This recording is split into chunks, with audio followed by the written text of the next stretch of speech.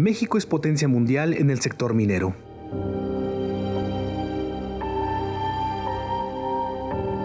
Ocupa el primer lugar en producción de plata y se ubica entre los 10 principales productores de otros 15 minerales como cadmio, plomo, zinc, sal, grafito, yeso, oro y cobre.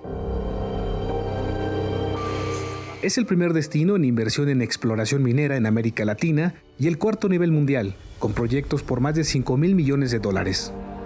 De acuerdo con la Secretaría de Economía, este sector contribuye con el 4% del Producto Interno Bruto Nacional, genera más de 350,000 empleos directos y más de 1.6 millones de empleos indirectos.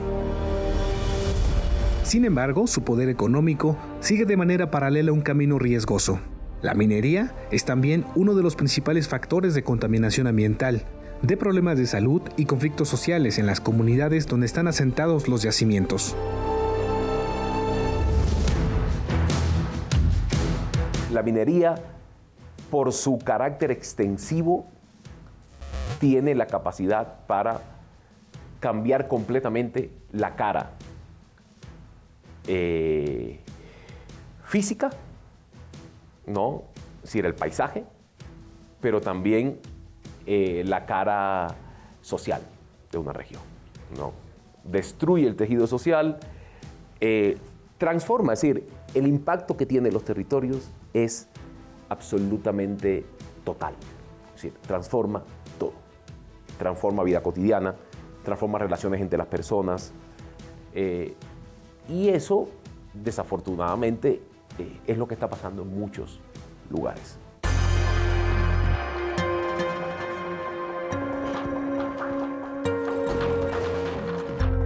Para algunos especialistas, los datos oficiales sobre la minería no reflejan la realidad.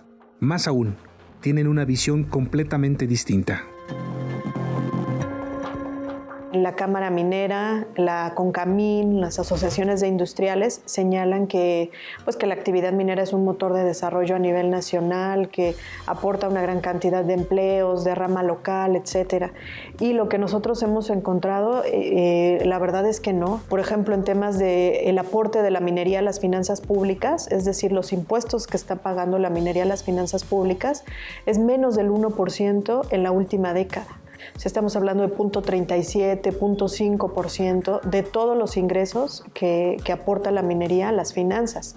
Y en términos de rama local, también lo que hemos encontrado es que en los principales centros productores de oro y de plata, que en el país son alrededor de 28 centros productores de oro y 16 productores de plata, los niveles de pobreza son mucho mayores al promedio nacional. Y finalmente, en términos de empleo, tampoco ayuda mucho el sector minero.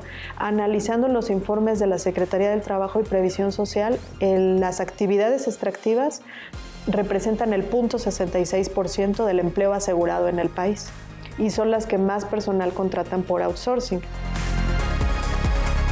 La minería no está por encima del 2 o 3% del PIB, es en comparación con... Sí, creo que por la presencia histórica de la minería se le da hoy más importancia económica que la que realmente tiene para el país. Esta nueva minería es una minería intensiva en capital, pero con muy bajo nivel de empleo. En México, a diferencia de otras naciones desarrolladas e incluso de la misma región, la minería es catalogada como actividad económica preferente. El artículo 6 de la Ley Minera establece que la exploración, explotación y beneficio de los minerales serán preferentes sobre cualquier otro uso o aprovechamiento del terreno. Así, lo único que está por encima de la minería es la industria de los hidrocarburos y la generación de energía eléctrica. Y eso, desde nuestra perspectiva, es muy preocupante porque en ese sentido, se está dando prioridad a que se realice una actividad extractiva con severos impactos ambientales, con impactos a la salud, sobre otros usos que puede tener el territorio y que son mucho más, que están en mucha más armonía con la naturaleza y con el planeta, ¿no? Especialistas y organizaciones advierten que el perfil de esta ley viola los derechos humanos, al colocar una actividad económica por encima de la protección del medio ambiente, los derechos de los pueblos originarios, núcleos agrarios o de los trabajadores. Ahí hay afectaciones desde el derecho a la vida. Hay una lista larguísima de personas que han sido asesinadas por oponerse a proyectos mineros. Afectaciones también a la integridad comunitaria y por lo cuanto afectaciones a derechos colectivos de pueblos indígenas, derecho al territorio, derecho a la libre determinación, derecho a la consulta y sobre todo al consentimiento previo, libre e informado.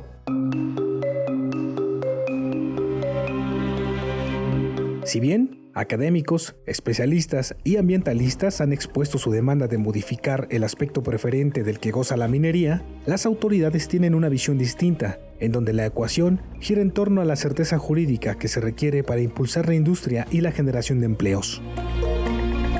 No se modifica ninguna ley. Fue un acuerdo. Dijimos que no se iban a modificar leyes en materia del sector energético, en minería, que se iban a respetar los acuerdos, los convenios que existen, y lo estamos haciendo.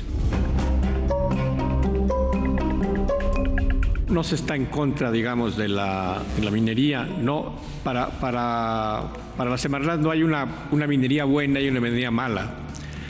Lo que necesitamos hacer es simplemente ir caso por caso y confirmar a través de la inspección si están o no cumpliendo.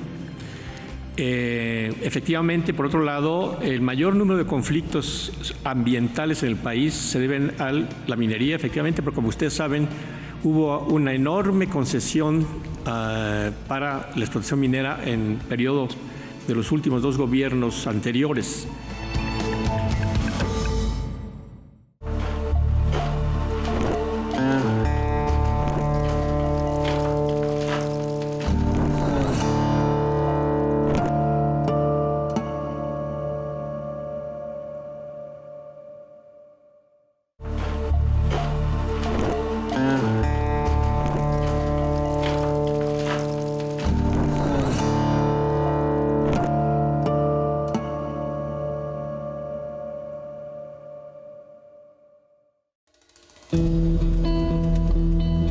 En México, el padrón de industrias mineras es dominado por un puñado de empresas. Grupo México, Frisco, Industrias Peñoles y un conjunto de empresas de capital canadiense y estadounidense.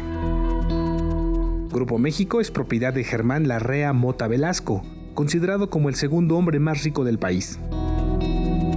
La empresa fue fundada en 1978.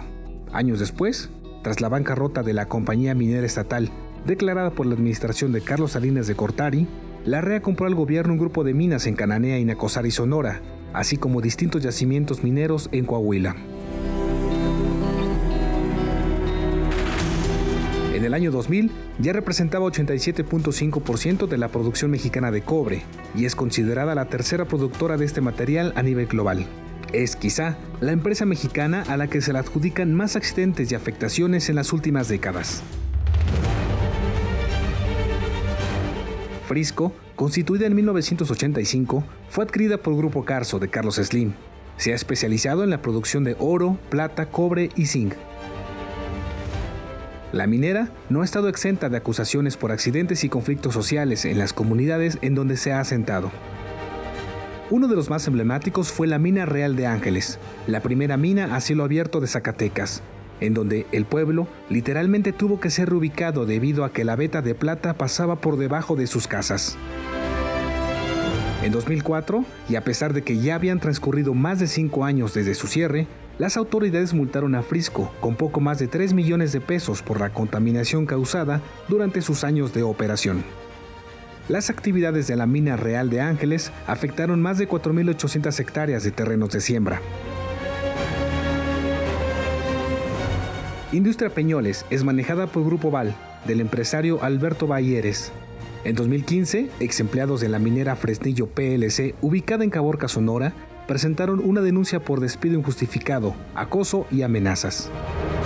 En su momento señalaron que la mina de cobre La Parreña vertía desechos tóxicos al arroyo Milpillas en el municipio de Santa Cruz, muy cerca de la frontera con Arizona. De acuerdo con el Sistema Integral sobre Economía Minera, en nuestro país hay 1.189 proyectos operados por empresas con capital extranjero. La mayoría son canadienses. Agnico Eagle Mines Limited, Alamos Gold, Almaden Minerals y Gold Corp. Esta última tiene varias minas en territorio mexicano, donde se ha posicionado como la principal productora de oro, con más de 411,000 onzas anuales. Los especialistas aseguran que en materia fiscal, las mineras reciben en nuestro país un trato preferente. Aquí en México, ellos deben cubrir con el pago del ISR, el pago del IVA y el pago del IEPS. Y lo que nosotros hemos analizado con base en los informes de la Cuenta Pública de Hacienda es que el único impuesto que con el que está de verdad aportando algo al país es el ISR. IEPS e IVA se les devuelve todavía. O sea, han habido devoluciones, se han reportado saldos negativos a favor de las empresas porque pueden hacer una serie de deducciones y además hay estímulos fiscales para las mineras. Y además, en los informes que nosotros analizamos de 2016 y 2017 de la Auditoría Superior de la Federación, se denunciaba en esos informes, no he revisado los últimos, pero se denunciaba además que las empresas no estaban cumpliendo con el pago de sus derechos, que son obligaciones fiscales que a raíz de una reforma que hubo en 2014, estas empresas tienen que pagar por extraer oro, plata y platino. Y los datos de la auditoría eran alarmantes. Decían que alrededor de 9,000 titulares de concesiones mineras no habían cumplido con el pago de esos derechos. Estas empresas canadienses no solo operan de manera distinta a nivel fiscal, también en el plano ambiental aprovechan la disparidad de las leyes de México y su país de origen.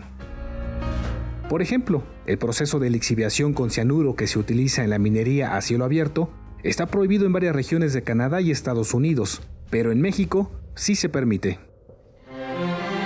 La lixiviación es un proceso que se usa para separar el mineral de otros sedimentos, de lodos, por ejemplo. Se utiliza sobre todo para el oro, para poder separar el oro. Y se ocupa cianuro y mercurio. Y pues en realidad este proceso está prohibido en algunas partes de Estados Unidos, en algunas partes de Canadá. Sin embargo, aquí en México apenas hay normas oficiales mexicanas que lo regulan.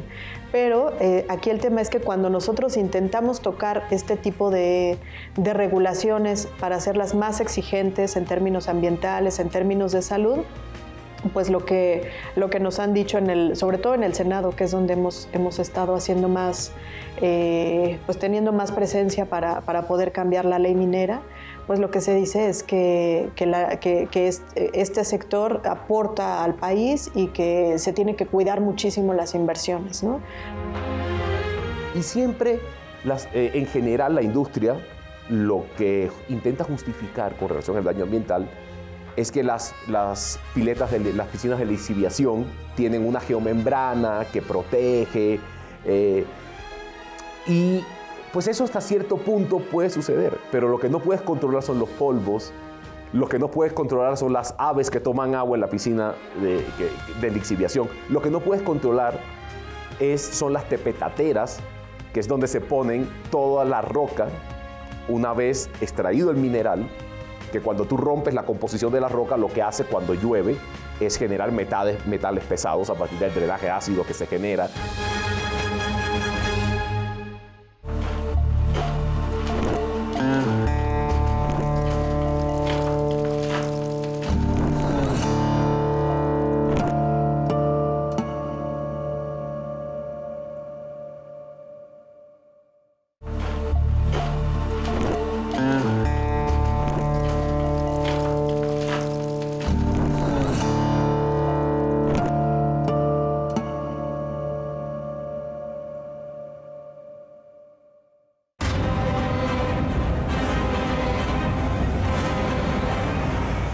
En nuestro país existe una larga lista de desastres ambientales relacionados con la actividad minera. El mayor se registró el 6 de agosto de 2014, en Sonora. Ese día, más de 40,000 metros cúbicos de sulfato de cobre contaminaron el arroyo Tinajas y los afluentes de los ríos Bacanuchi y Sonora.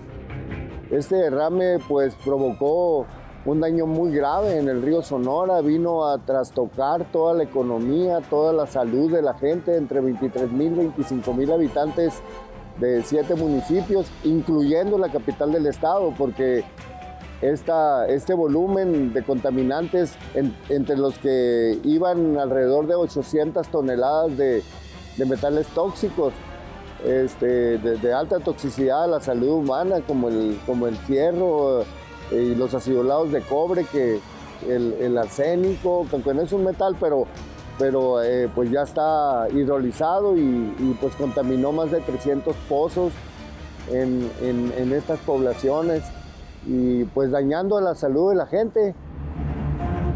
El responsable, la minera Buenavista del Cobre, una de las filiales de Grupo México.